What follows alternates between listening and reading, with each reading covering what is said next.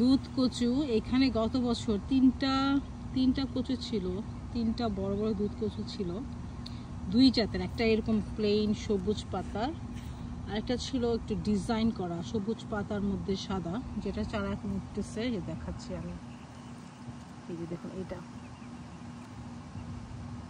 দেখা যাচ্ছে নিশ্চয়ই। তো আলহামদুলিল্লাহ চারা উঠা শুরু হয়েছে।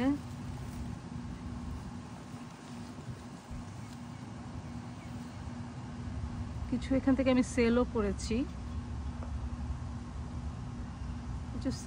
এগুলির ডগা খেতে যে মজা, আর এগুলির পাতাগুলি বড় হবে একটা ছাতার মতো, মানে একটা পাতা, যারা মান কচু চেনেন বা ফ্যান কচু চেনেন, এত বড় পাতা হবে ইনশাআল্লাহ।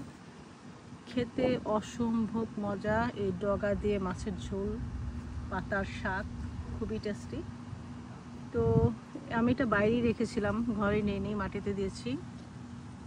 এখন দেখুন, আলহামদুলিল্লাহ আলহামদুলিল্লাহ মাশাআল্লাহ। তো ওই সাদা যে ডিজাইনের যে কচুটা, সেটাও কিন্তু বেশ কয়েকটা ছড়ায় ছিটে উঠতেছে। আমি এই জায়গা থেকে হয়তো একটু ছড়ায় দিব, মানে আরও স্প্রেড করবো আর কি। এখানে তো হলো, তারপর এটা নিয়ে যাবো ওদিকে কোথাও নিয়ে লাগাবো, যাতে হোক। কারণ এটা আমার অনেক পছন্দের একটি কচু, যতটুকু খেতে পারলাম ফাইন, আত্মীয়স্বজনকে দিলাম, ওনারাও খেলেন। দারুণ একটা, আপনারা যারা বাগানে এটার নাই, আপনারা কিন্তু এটা কালেক্ট করে নিতে পারেন। চমৎকার একটি কচু।